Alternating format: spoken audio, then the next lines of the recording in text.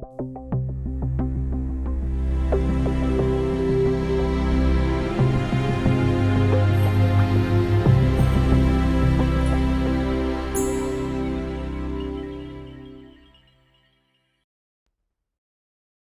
buenas tardes, aquí estamos una vez más para profundizarnos en la palabra de Dios. Hoy estamos empezando la quinta clase del curso que se llama La Doctrina del Hombre. Y en esta clase vamos a tocar el tema que se llama la naturaleza constitucional del hombre. Y esa frase quiere decir, o quiere hacer la pregunta, mejor dicho, ¿cuántas partes tiene el hombre? ¿Tiene una parte, dos partes, tres partes o más? Y vamos a usar términos así como triconomía, tres partes, diconomía, dos partes, monismo, una sola parte. Ustedes quizás pueden estar preguntando por qué algo tan específico y detallado. Bueno, vamos a ver que cada una de estas posiciones tiene sus implicaciones que en verdad tienen muchísima importancia. Por ejemplo, vamos a ver que algunas de estas posiciones tienden a un concepto gnóstico o a un concepto bastante elevado o superficial o anti-intelectual. Y otro concepto también a otro extremo, monismo, tiene tendencia hacia panteísmo y también eso tiene mucha influencia, este concepto, en nuestra sociedad, principalmente. Toca el punto de vista acerca de un Dios personal, pero también toca, que ya hemos tocado ese tema, pero también vamos a ver en una clase que sigue esta, que toca también las diferencias o la falta de las diferencias entre los géneros. Entonces, estos temas tienen muchísima importancia porque tienen implicaciones para la sociedad, para la cultura. Muy bien, vamos a empezar con oración. Padre nuestro, ayúdanos a pensar con claridad sobre estos temas. Ayúdanos a poder defender el concepto bíblico acerca de la constitución del hombre. Y también, al mismo tiempo, respetar lo que tú has puesto en orden, en marcha. Una relación contigo que sea personal y espiritual, pero también una relación basada en la verdad, que también influya mucho la forma en que nosotros pensamos mentalmente. Ayúdame a mí, dame entendimiento, dame claridad de pensar, dame palabra, dame unción del Espíritu Santo para poder enseñar para el beneficio y la edificación de tu iglesia estos conceptos. Todo esto te lo pedimos en el nombre de Cristo Jesús. Amén. Muy bien. Preguntas. Estamos en las guías en la página 36. Aquí arriba tenemos dos preguntas. ¿En qué sentido usa las escrituras las palabras alma y espíritu? ¿De cuántas partes se constituye la naturaleza del hombre? Ya hemos mencionado que vamos a tocar esas dos preguntas. Entonces, los tres términos los cuales vamos a considerar son tricotomía, dicotomía, monismo. Todas o todos están de acuerdo de que el hombre tiene un cuerpo físico. Casi todos tienen la convicción de que el hombre tiene un aspecto inmaterial, un alma o espíritu, que vivirá después de que haya muerto el cuerpo. Pero ahí termina el acuerdo. Los puntos de vista más comunes son los siguientes: monismo, tricotomía, dicotomía. Monismo. Obviamente monismo no es concepto cristiano, pero vamos a considerarlo brevemente y más adelante en más detalle, porque todo el mundo está yendo tras monismo por la influencia de Nueva Era, por la influencia de panteísmo. Monismo dice que el hombre es solo un elemento. Los términos alma y espíritu solo son expresiones para la persona misma o para la vida de una persona. Los evangélicos en general no han aceptado esta perspectiva porque hay muchos textos bíblicos que sugieren que el alma o el espíritu sigue viviendo después de que el cuerpo muere. Y vamos a ver más adelante que también esa separación del cuerpo y espíritu tiene que ver con el pecado. No fue la intención de Dios desde el principio, porque sobre todo vamos a tener que enfatizar bíblicamente que el hombre es una sola unidad, pero una unidad que consiste por lo menos en espíritu y cuerpo, o cuerpo y espíritu, lo que sea. Pero también viene otro concepto que se llama tricotomía. Tricotomía, este punto de vista dice que la constitución del hombre tiene tres partes: cuerpo, alma y espíritu. Alma y espíritu, según ellos, son dos partes distintas. Para muchos de ellos, el alma del hombre incluye su intelecto, emociones y voluntad. Sostienen que los diferentes elementos del alma pueden servir a Dios o pueden estar entregados al pecado.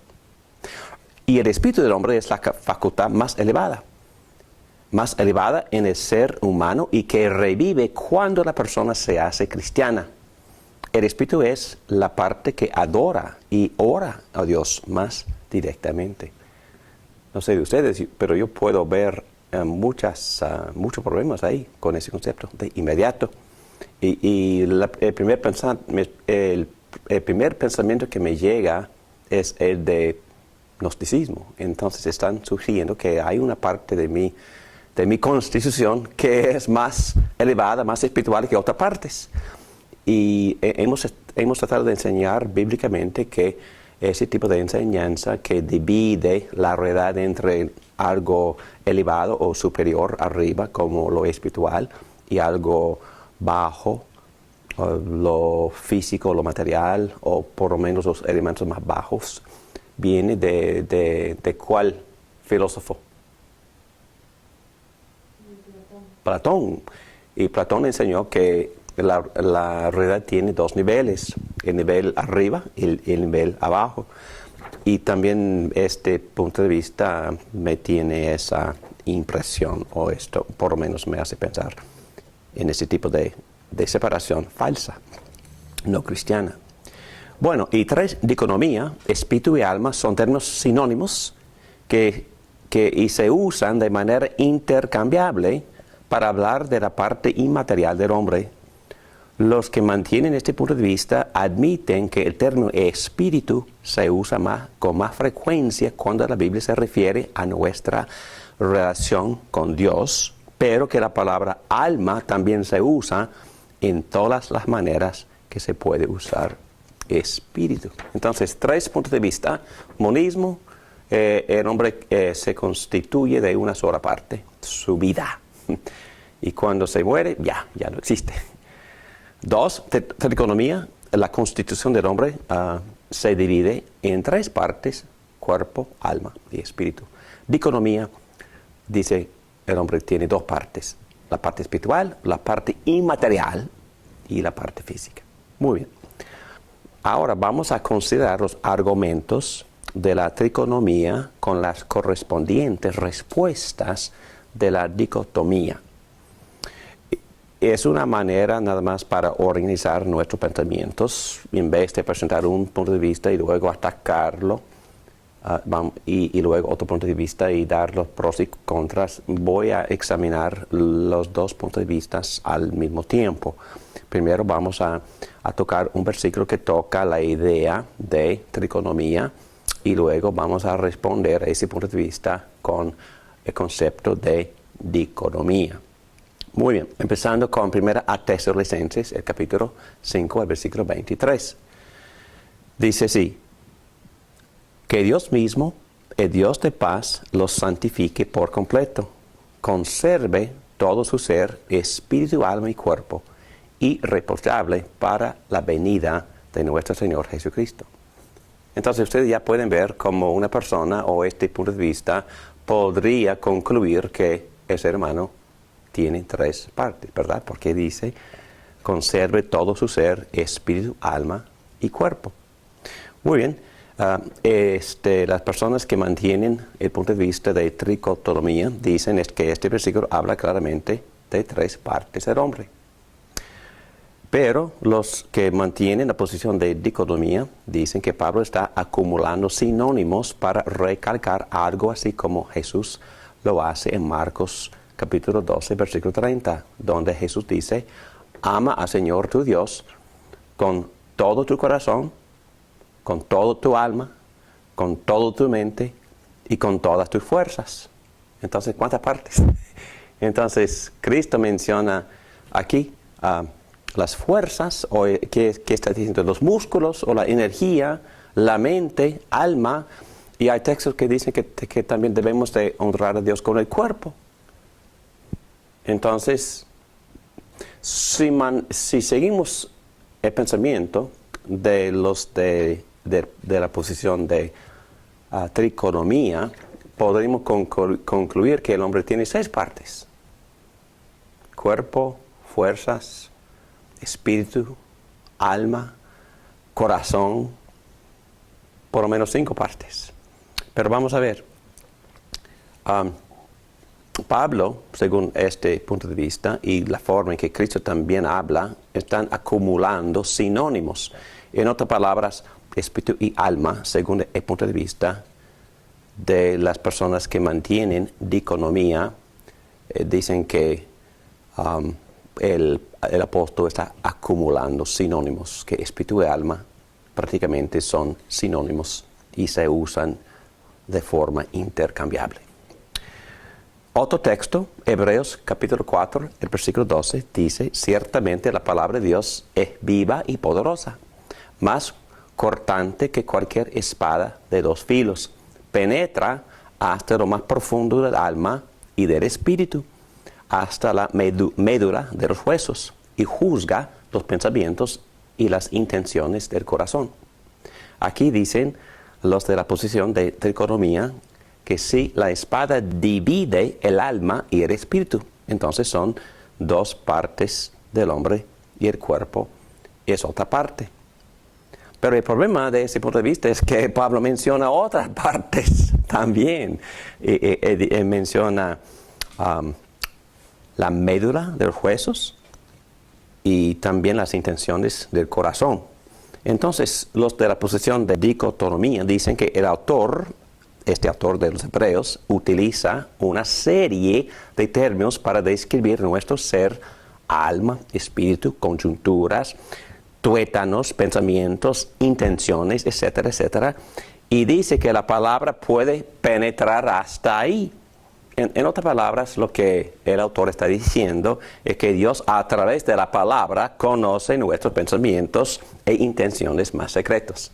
Entonces la palabra penetra hasta todos los rincones de nuestro ser.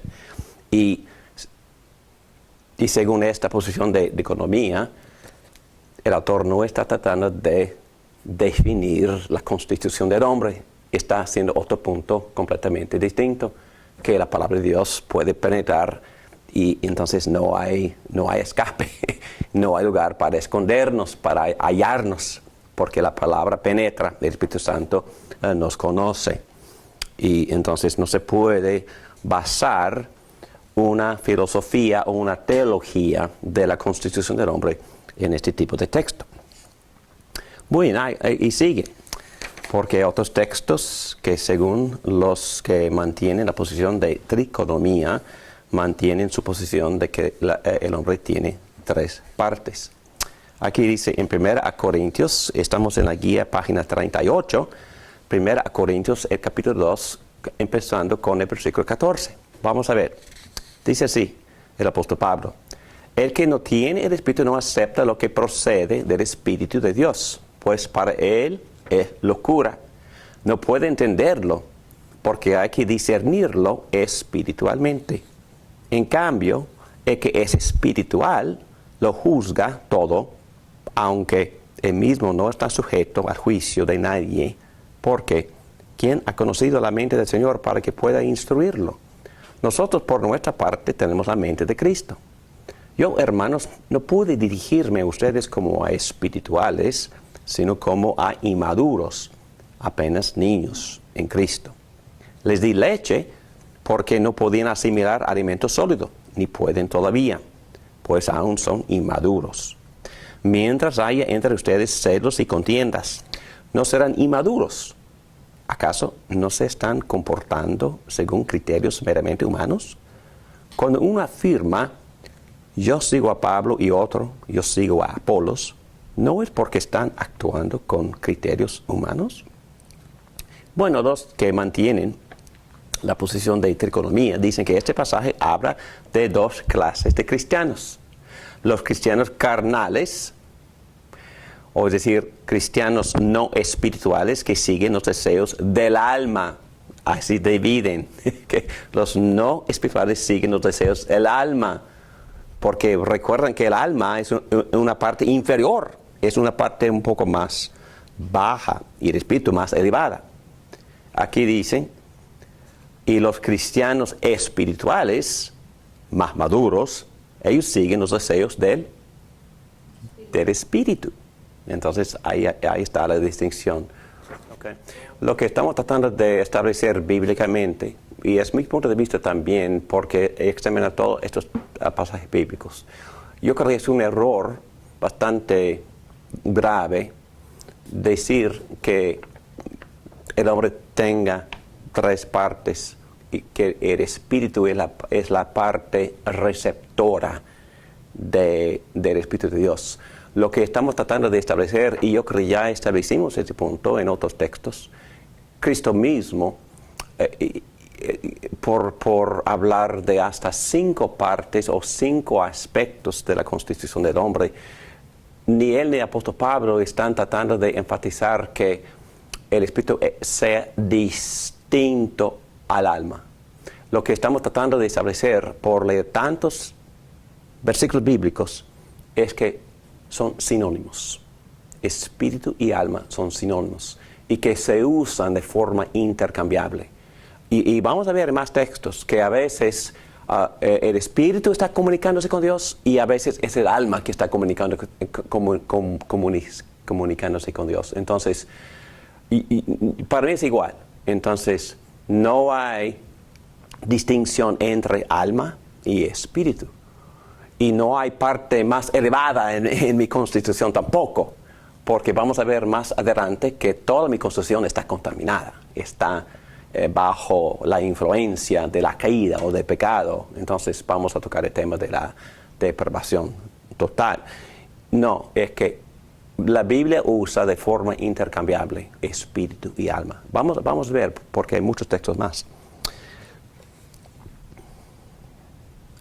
Porque dice los de la posición de economía, en este mismo contexto de 1 Corintios 2 hasta 3:4, espiritual quiere decir una persona bajo el control del Espíritu Santo, nada más. Pero podría decir también que el alma está bajo el control del Espíritu Santo, pero en este caso la persona espiritual es una persona que está andando con el Espíritu Santo, una persona bajo el control del Espíritu Santo. Al mismo tiempo estamos diciendo dos cosas y tenemos que enfatizar que la parte espiritual o que mi espíritu no es más puro que una parte que se llama alma, ni de una parte que se llama cuerpo, ni de una parte que se llama hueso, ni de una persona que se llama corazón. Porque soy un ser humano íntegro, soy una persona material, pero también soy una persona que tiene una parte inmaterial que se llama, en algunos casos, espíritu, en otros casos, alma. Estamos tratando de enfatizar eso. Yo las cosas cuando miro la parte espiritual, cuando Dios creó a Adán y a Eva, ¿verdad? Adán, del polvo de la tierra. Esa fue la parte almática, ¿verdad? Pero también dice que le sopló aliento. El aliento de vida, esa es la parte espiritual, cuando le sopló la vida de Dios. Dice que le sopló. Aliento de vida. Pero hay que tener cuidado porque es mucho más. Es la parte viva. Punto. La vida de Dios. No, es la parte viva. Es la parte espiritual, pero también la parte viva. Entonces Dios hizo que viviera la parte física también. Entonces cuando Dios sopló, y vamos a tocar ese texto. No creo que sea correcto decir que en ese momento me dio un espíritu. Sí, me creó y me dio un espíritu, pero en el mismo tiempo que dio vida a mi parte física, también hizo que viviera el hombre espiritual. Pero el hombre es una sola unidad que, con dos partes, cuerpo y espíritu. Y cuando Dios sopló, el hombre entero vivió. ¿Ok? Y vamos a ver qué es la importancia de eso. Porque el hecho de que estamos hechos a la imagen de Dios es una cosa fenomenal, es una cosa sobrenatural, es una cosa prácticamente incomprensible, pero es la parte del ser humano que pueda comunicarse con Dios. Pero vamos a tener cuidado, porque el hombre en su totalidad puede comunicarse con Dios. Puede comunicarse en este momento, ojalá que estemos comunicándonos con Dios con la lengua, con la voz, con el cuerpo, con la mente y ojalá con el corazón también. Entonces, el ser humano no solo se comunica con Dios en su espíritu, claro que sí, en su parte inmaterial, pero también nosotros podemos comunicarnos con Dios en la totalidad de quienes somos. Vamos a ver, porque hay muchos textos más. Primera a Corintios capítulo 14, versículo 14. Todavía estamos en la página 38 de la guía. Dice el apóstol Pablo, porque si yo oro en lenguas, mi espíritu ora, pero mi entendimiento no se beneficia en nada. Otra vez aquí van los de triconomía diciendo, cuando Pablo dice, si yo oro en lenguas, mi espíritu ora, pero mi entendimiento no se beneficia en nada. Según los tricotomistas, este versículo implica que la mente es diferente al espíritu. Y esto apoya, según ellos, la idea de que los pensamientos deben ser asociados con el alma y no con el espíritu. Ahí va, en mi opinión, un gran problema. Porque lo que están diciendo es que hay algo especial con mi espíritu, pero con mi alma y cuerpo es más problemático. Están diciendo otra cosa más problemática. Están diciendo que el proceso mental, el proceso intelectual, están diciendo que el razonamiento de mi mente para poder comprender las verdades de Dios es algo inferior a este aspecto o esta parte espiritual. Y ese concepto es completamente erróneo, porque la Biblia nunca menosprecia la mente. Al contrario, ¿yo puedo adorar a Dios con mi mente? ¿Qué dice el apóstol Pablo en Romanos 12, versículo 1? ¿Cómo experimentamos la transformación de la vida? Por medio de la renovación de la mente. No, la mente es un aspecto sumamente importante de mi constitución, porque con la mente yo comprendo las verdades de Dios. Y siempre cuando estamos en comunicación con Dios o en comunión con Dios, comunicarme con Dios o estar en comunión con Dios espiritualmente nunca pasa por alto las facultades mentales. ¿Me entienden? Nunca. Por eso, un ejemplo en la Biblia. Ustedes saben que las dos cartas de Efesios y de Colosenses tienen prácticamente el mismo contenido. Y Pablo sigue el mismo bosquejo en ambas cartas. El contenido es muy parecido. Y cuando él está poniendo en práctica lo que enseña acerca de Cristología en capítulos 1 y 2, cuando llega a capítulo 3, en Colosenses, el versículo 16, dice que hay que dejar que la palabra de Cristo se profundice en ustedes. Entonces, para poder poner en práctica las demás instrucciones como esposos, como esposas, como amos, como personas que se sujetan a los amos, como personas que se sujetan a sus gobernantes, dice que es esencial que esa persona esté llena ¿con qué? Colosenses 3:15, para poder adorar a Dios, para poder experimentar adoración, culto. Dice Pablo que la palabra de Dios tiene que profundizarse en nosotros. Pero cuando está diciendo exactamente lo mismo en Efesios, capítulo 5, versículo 18, que dice que sean llenos del Espíritu Santo. Entonces, ¿por qué?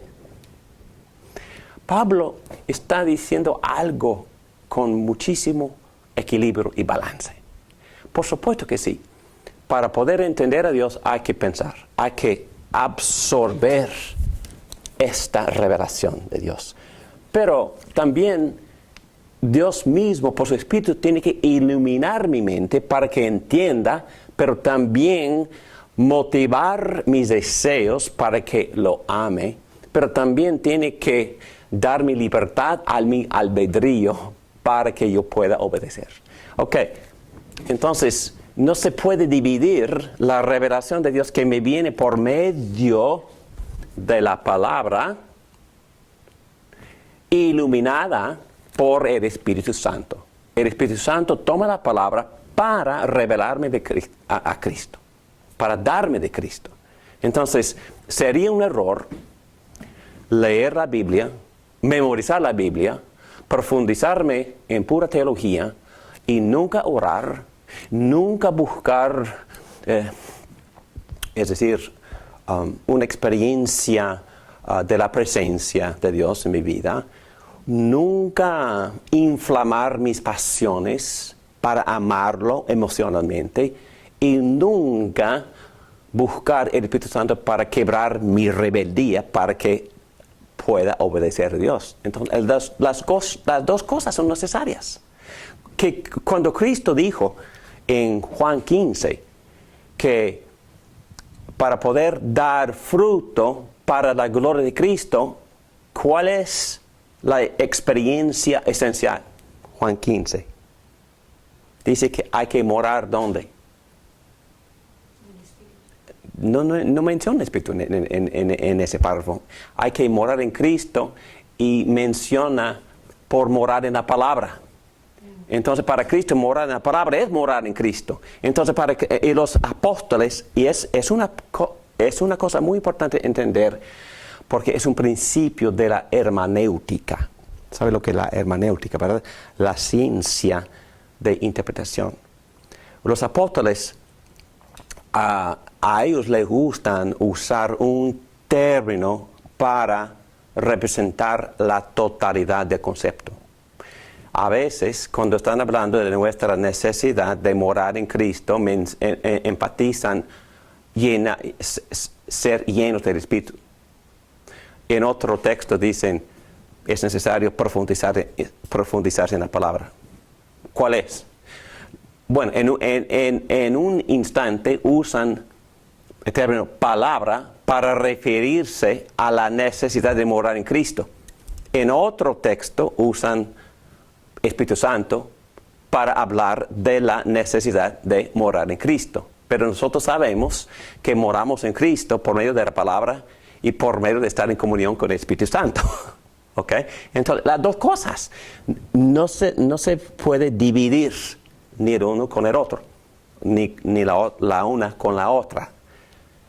Hay que adorar a Dios en espíritu, hablando en otras palabras espiritualmente, mi espíritu en comunión con el Espíritu de Dios, pero también en verdad.